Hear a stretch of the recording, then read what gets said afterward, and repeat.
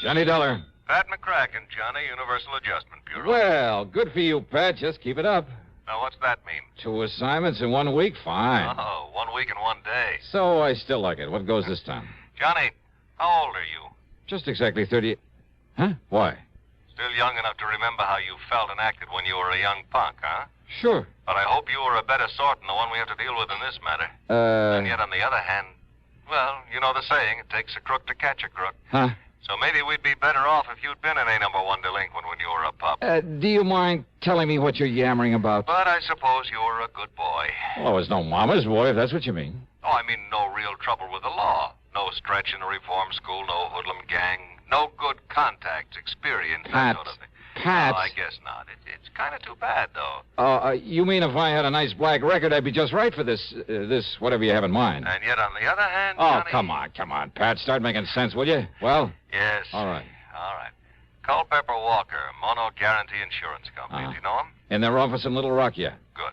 Fly on out and see him, will you, Johnny? Because of some trouble with some kid? That's right. Okay. Just a kid, Johnny.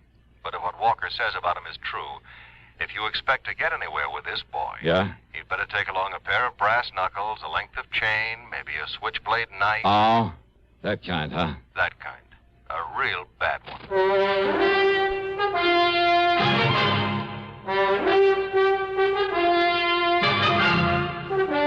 CBS Radio brings you Bob Bailey in the exciting adventures of the man with the action-packed expense account, America's fabulous freelance insurance investigator. Yours truly, Johnny Dollar.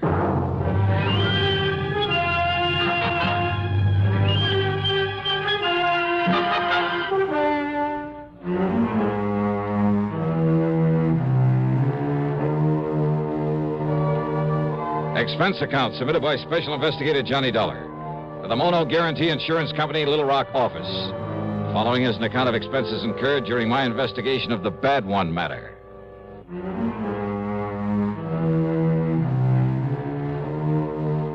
Expense account item 1, $2 for a cab to Bradley Field. Item 2, 8110 airfare to New York to Little Rock, Arkansas. The plane had left New York at 6 p.m. At 8:50 Central Time, we set down at Little Rock Municipal Airport.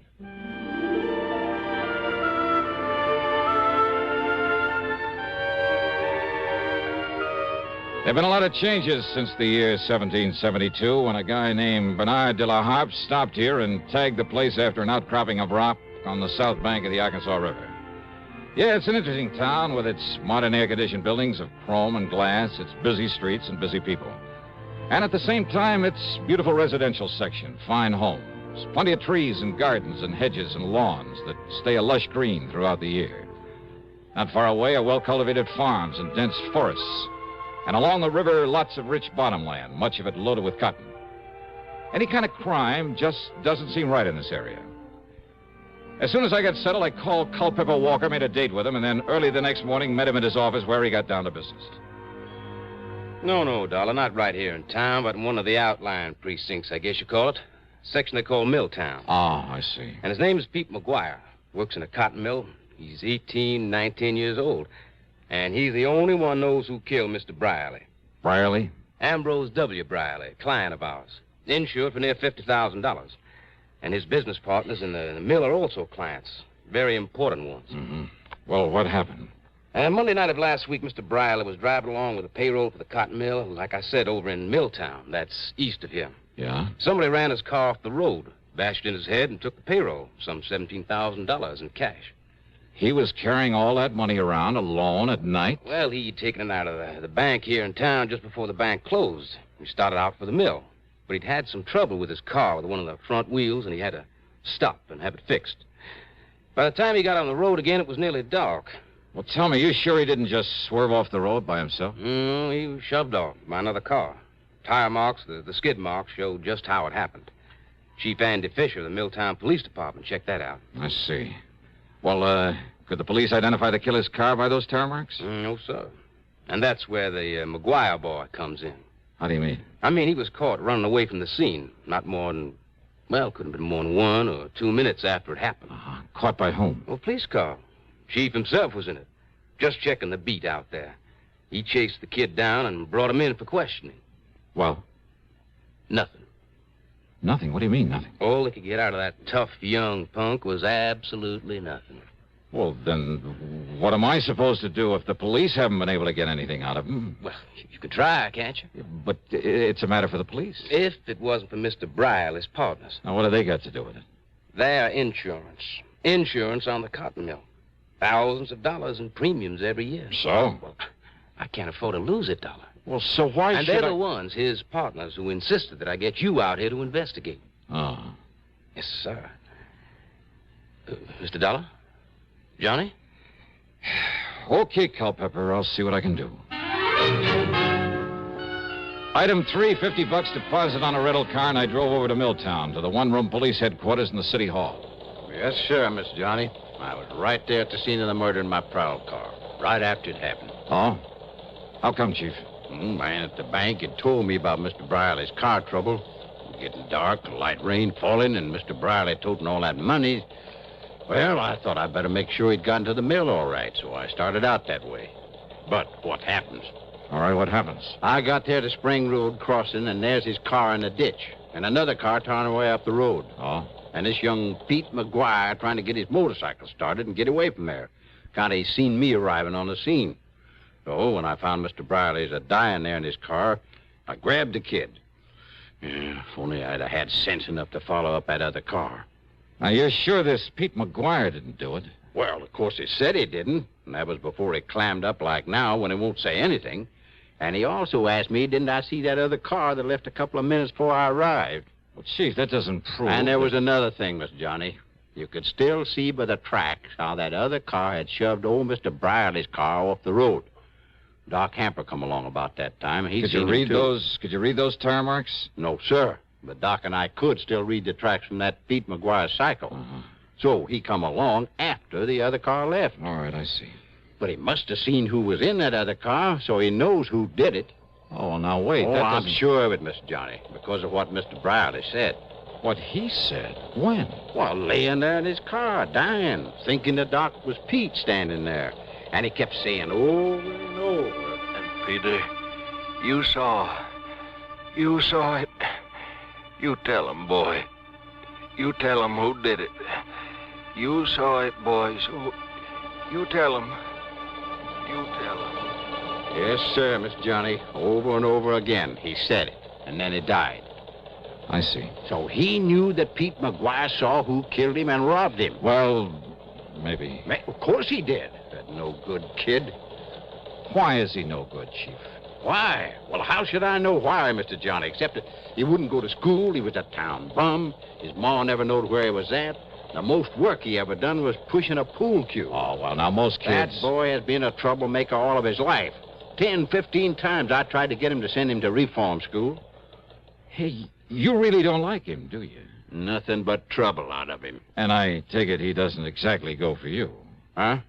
Maybe a cop hater even, huh? Yes, sir. That's right. A cop hater. Just like his old man was. Like his old man taught him before I had to kill him one night in a robbery.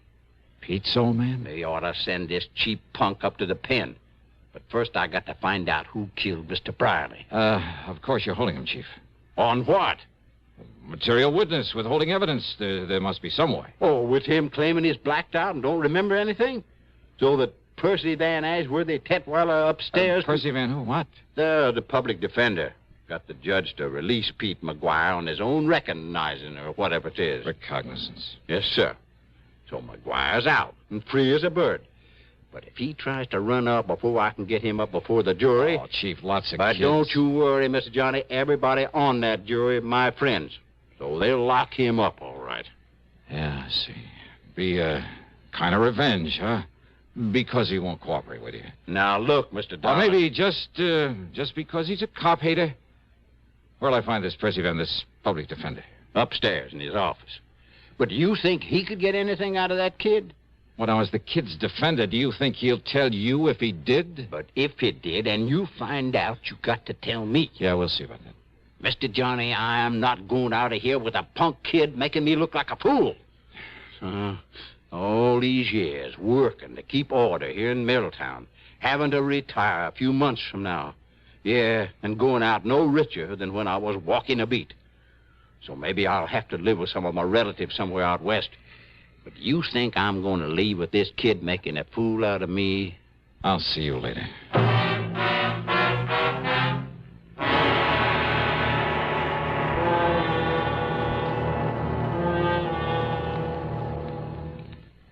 To paraphrase Gilbert and Sullivan, an announcer's lot is not a happy one. Well, not always. Want to know why? Tell you why. Take this safe driving business. Do you have any idea how many times my confreres and I have begged on bended microphone to have begged people not to kill themselves on the highways? Now, once and for all, let's get together on this. Let's understand one another. Unless you want a pack of frustrated announcers on your conscience, slow down and curb highway carnage. If you don't care about yourself, at least have a little consideration for us. And now, Act Two of yours truly, Johnny Dollar, and the Bad One Matter.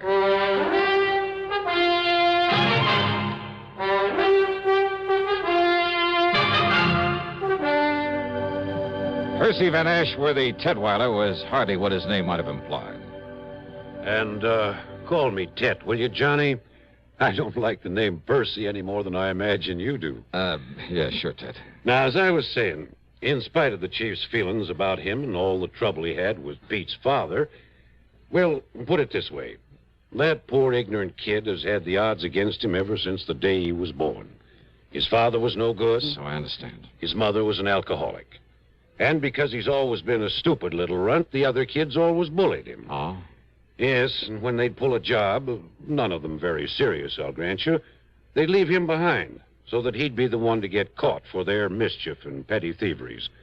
He didn't dare peach on them or they'd beat him up. And the chief never let up on him. So he's hated cops, hated anything that had to do with law and order. Which includes you. Yes, I'm afraid so, in spite of my attempts to get close to him. And even you haven't been able to get him to talk. I've tried everything, Johnny.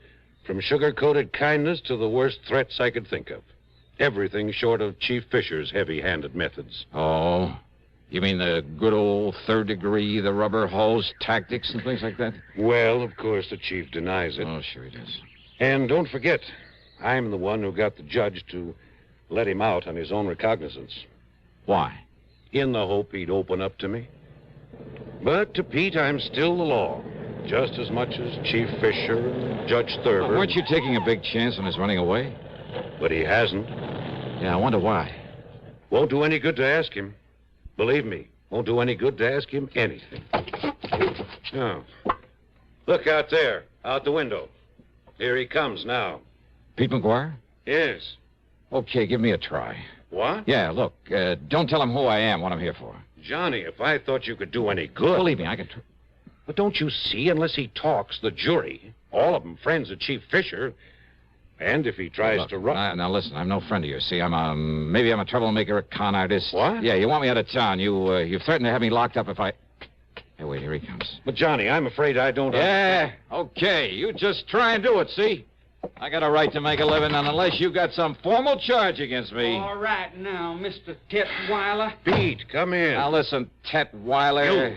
You, sit down, Dollar. Sit down. Yeah, make me. If I have to, No, Pete. Pete, do you want to talk now? Yes, sir. Good. Yes, sir, I sure do. Well, if that's all you got to say to me... No, Dollar. Stay, I'm not through with you. That's what you think. Well, Pete? Public defender, huh? That's right. And that's why You're I tried to... all trying to trick me is all. What? So you got me out of the clink, huh? That's right. So's now you think I don't know I'm being followed all the time? By that chief of police or one of his men all the time wherever I go? And I think I know why, sir. But the chief promised me, Pete. Yeah, the chief promised you. You believe that dirty cop? I tell you, Mr. Tetweiler, you get him off my tail. Now, listen, Pete. And don't you see, if you just tell me what you know about the murder of old Mr. Brierly... Pete? Pete, please, boy. Pete, listen to me. If you're trying to protect someone by holding back... Did I say I was? I say I really know anything? Well, the chief says you do. Well? Oh, Pete, for the... Look, you're in trouble, boy. I'll get out of it my own way. No one's really proved you didn't kill him. So unless you tell me what you know... You just keep that cop off my tail. Hey, wait a minute, kid. Pete, come back here. See you later, Ted. No, Dollar, come back here. Ah, drop it. Hey, wait a minute, kid. Hey, Pete, your name? What's it to you? So you don't like the cops either, huh? Either? Got a tail on you, huh? You want to learn how to shake a tail from an expert? Expert, huh? Yeah, that's right, me. He called you Dollar, huh? Well, that's a good name. Sounds like money. Oh, yeah, baby, yeah. Maybe plenty of money. And maybe I can use some help in this burg, huh? Help in what? Why not? Just wait. Talk here in City Hall with the cops liable to show. Hey, you got a car? I got a cycle. All right, good. I got a car, a good one. So tell me where to meet you, huh? You don't care if the cops are following me, if they follow you too? You think I couldn't shake them? Maybe. All right, you head for wherever you want me to meet you, see? Now, And listen. if I spot somebody following, Pete, I'll shake them so easy. You sure of that? Sure, I'm sure. Then I'll meet you wherever you say, huh? Because if they find out where I'm hiding out, you sure you won't tell them? Look, I promise I give you my word. Well, 7 Mile Road, out beyond Spring Road at the railroad crossing. yeah. You better hide your car. There are lots of trees. Yeah. Now, you walk in the gully on this side of the tracks. Then you see a little tool shack on the side. I'll be there. Okay.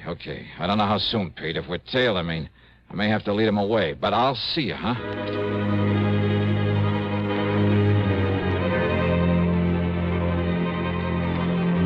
We were tailed, all right. And I could see by whom. And I wondered. To keep him from following Pete, I had to let the boy go on ahead. It was nearly an hour later then by the time I got to the tool shack. And I thought I'd lost the man who was tailing me. There was no padlock and a heavy hasp on the door of the tool shop. So y'all come on in, Mr. Johnny. Johnny? That's right, Johnny Dollar, the big eye. Oh, I see. So they brung you here to try to make me talk, huh? The insurance company, Pete, not the law, not the police. No? No. I know all about you, Mr. Johnny. I long admire you for a long time. I hear that you was coming here. Oh, I hear lots of things, Mr. Johnny. And I hear you coming here. I figure maybe you can... Help you, Pete? But unless I know whatever it is you know about that murder... Maybe I can tell you. Come on, Pete, try. But I couldn't tell the police. I'd tell any of them. I'd tell that defender you talking to. They don't believe me. You think they believe me over that chief, Mr. Johnny? You think they do? Oh, Pete, you must have a pretty sour idea of justice. And that chief, he run this town. And he like to kill me. Like he killed my old man. He don't like him. Only he killed me because he'd say he'd catch me trying to run away. Now, Pete, you listen to And me. I don't really know who killed that Mr. Briley. But I think I know, and that's why I don't dare say what I think to that chief or to anybody. But when you saw the car, the killer's car, heading away from the place... But, Mr. Johnny, the only one I see is the police car when it comes from the direction of the mill. So From the direction of the mill? So I really don't know. But that chief say I do, and if I try and answer the questions... Oh, wait, they're Pete. trick questions. Like that chief trying to make me answer when he come there and see me there. Pete, listen. And I tell you, they only let me loose so they can make me try and run away. Then that chief, he can kill me, and nobody see it's wrong. Wait a minute. And he'd do it, too. And that's Tutwiler. why I gotta hide He away himself from said anybody. that. Yes, Dollar. The chief had me let him go in the hopes he'd have confidence in me. Talk to me. The chief had let him go. Sure. Maybe it was to get an excuse to kill him if he ran. And that other car, Pete saw no other car. So how would the chief know one had left the scene a couple of minutes before he got there? And there were other things. You think I'm going to retire with this kid making a fool out of me? Pride of an old man who's been running the town. Yeah, and going away no richer than when I was walking a beat. Oh, but he'd be rich enough with that 17,000 payroll. Sure. And meantime, he knew that Pete McGuire, in his ignorance of justice and his fear, didn't dare to say what he suspected, didn't dare accuse this man he thought would kill him with impunity. Yeah, and that everyone connected with the law was against him. They're all against me, and so I want to live, Mr. Johnny. I can't tell nobody, not even you. Yeah. Maybe you don't need to, Pete. And besides, I only think I know who killed Mr. Briley. Yeah? Well, I'm sure. As sure as I... Huh? Hey, Pete, that smell. Coal oil. Yeah, kerosene. Hey, look. Soaking in around this door. It's locked. Somebody's jammed something into that hasp out there. Mr. Johnny, fire! Now they're smoking this fire. You're right. Winds is locked in here. We'll be burned alive. Keep talking, Pete. We forgot the hinges are inside this door. What's it? Keep talking while I pull the pins out of those things. We're dying here. We're going to be cooked alive in here, Mr. Johnny. There's one. We're going to burn up in here, There's the Mr. other. Johnny. We're going to be cooked alive. Come on, Pete. Come on. Mr. Johnny, we're going to die. All right, Chief. Mr. Dollar? Yeah, that's right. I see the shack on fire. Yeah, well, you set this fire. There's further cover-up for having killed Mr. Brierly. This boy told you that. I'll kill him, too. Oh, no, you won't, Chief. Put away that gun. I'll kill you, too. Oh, no. Chief!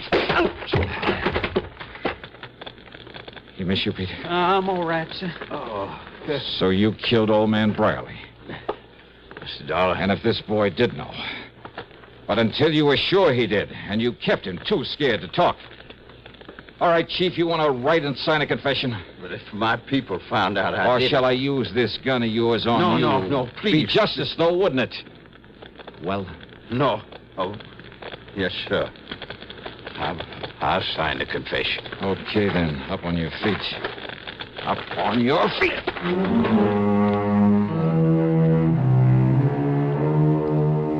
Yeah, pretty smart. Using that poor, ignorant kid as a means to keep any suspicion away from himself. But believe me, not smart enough. Expense account total, including hotel expenses, the rental car, and the trip back to Hartford, $231.20. Yours truly, Johnny Dollar.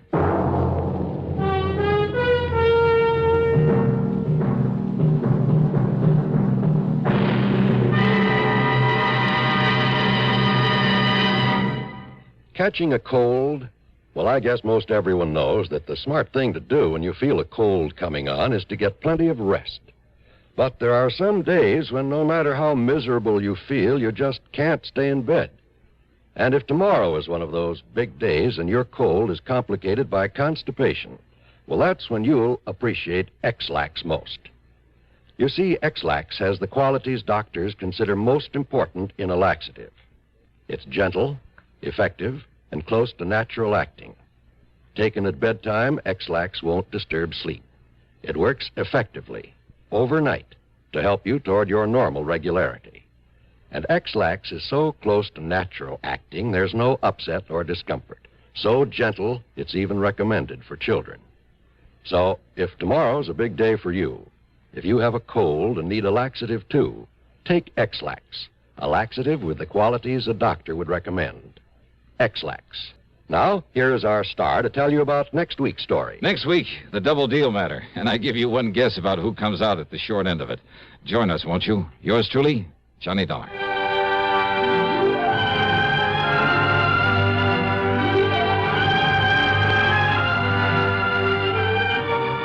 Yours truly, Johnny Dollar, starring Bob Bailey, originates in Hollywood and is written, produced, and directed by Jack Johnstone.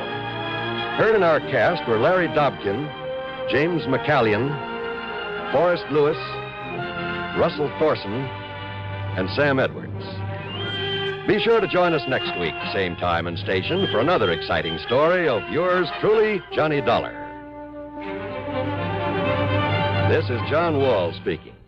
This is the CBS Radio Network. You're tuned to Radio 590 WROW in Albany, New York.